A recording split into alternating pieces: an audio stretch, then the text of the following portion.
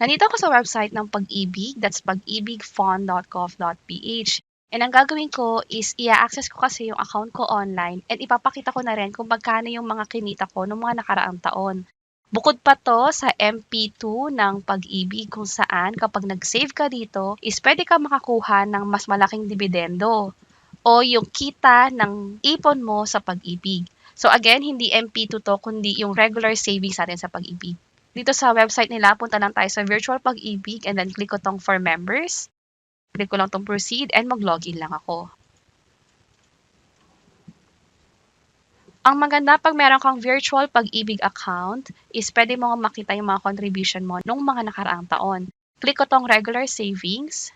Kung mapapansin nyo, ito yung overall contribution ko. Umabot na siya ng 106,000. At ang total dividends o yung kinita ko na is 30,000. So imagine, kalahati siya kaagad nung hinulog ko nung mga nakaraang taon habang nagtatrabaho ako at binabawas ito sa sahod ko. So paano to nangyari? Ipakita ko yung mga nakaraang taon. So umpisahan natin siguro ng 2012. Click ko yung view contributions. So meron dito ang transaction date and coverage date. Ibig sabihin, buwan-buwan talaga ako nakakaltasan sa sahod ko at buwan-buwan din naman siyang nag-reflect or nare-remit sa Pag-ibig ng maayos. So, naghulog ako ng 100, yung sa employer ko naman is 100. So, 200 yung contribution ko kada buwan, although 100 lang talaga yung nakakaltas sa akin.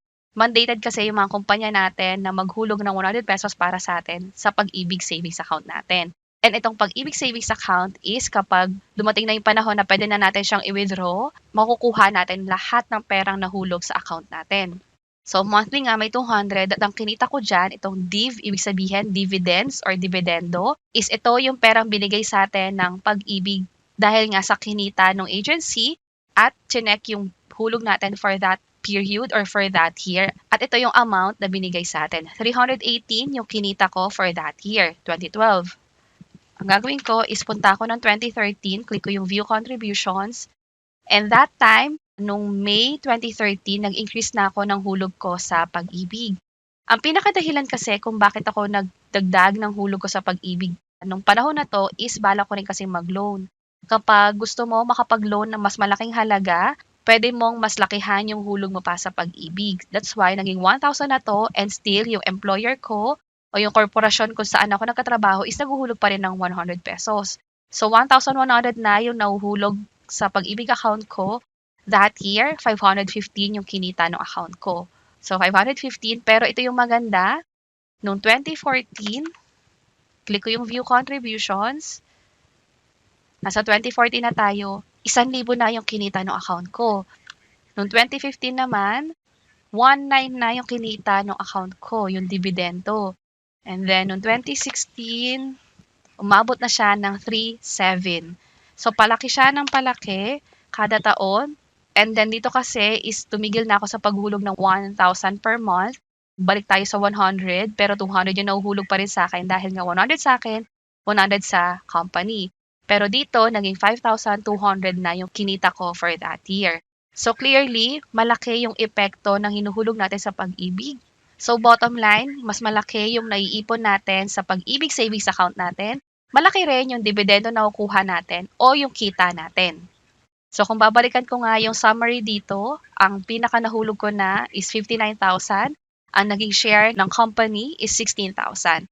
Pero ang kinita ko na mula sa dividends is 30,000. Again, almost kalahati na siya nung hinulog ko. In total, kung sakaling kailangan ko na itong i-withdraw lahat, by the time na allowed na, ito yung pwede kong kunin mula sa Pag-ibig.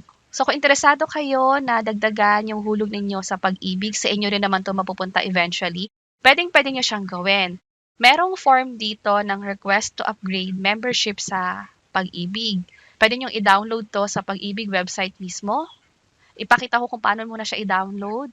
Bali dito sa website ulit nila, meron ditong forms. Click ko tong Provident. And then, hanapin natin yung, siguro ang gamitin kong term is upgrade. Ito siya, request to upgrade membership. I-click nyo lang yung PDF icon. At mada-download nyo na siya. I-update nyo lang yung mga information dito. Lagay nyo yung pangalan ninyo, yung Pag-ibig MID number ninyo. Ito yung 12 digit. And then, kung ano man yung pangalan ng company na pinagkatrabahuhan ninyo. Ibig sabihin, ino-authorize nyo yung company na yon na magbawas sa payslip ninyo or sa sahod ninyo at ihulog naman sa pag-ibig. Kung magkano yung gusto nyong ihulog, let's say 500 pesos, 1,000, i-type lang din yun dito in words and yung actual amount and kung kailan mag-i-start yung pagdeduct ng amount na yon.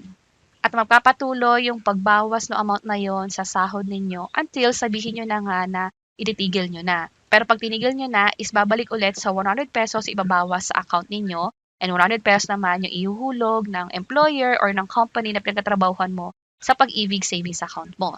At kapag na-fill upan mo na nga to, isasubmit mo na lang to sa HR ninyo at sila na ang magka-process o sasabihin nila kung ano yung mga dapat gawin para masubmit ito sa pag-ibig. Sa case ko, doon sa pinagtatrabahuhan ko, sinubmit ko lang to sa HR and sila na yung nag-process, sila na yung nakipag-usap sa pag-ibig mismo sa pagbawas nung additional amount na mapupunta nga sa pag-ibig savings account ko. So, ganun yung proseso kapag gusto nyong magdagdag ng ipon ninyo sa pag-ibig regular savings account ninyo. May makukuha rin kayong dividends, pero kung gusto nyo ng mas malaking dividends mula sa pag-ibig, meron silang tinatawag na MP2 savings. Kung curious kayo, ito yung dividends nung pag-ibig regular savings dividend rate. Noong 2022, nasa 6.53%. Noong 2021, nasa 5.5%. Pero sa MP2, 7.03 noong 2022 at noong 2021 is 6% naman. Obviously, mas mataas yung dividend rate na nandito sa MP2 kumpara dito sa regular savings. So, kung interesado nga kayo mag-open ng MP2, pwedeng-pwede yan. Online lang. Kung sakaling interesado kayo dyan, pwede nyo i-check itong mga video na nasa baba. Sana makatulong sa inyo and see you sa mga next videos. Bye-bye!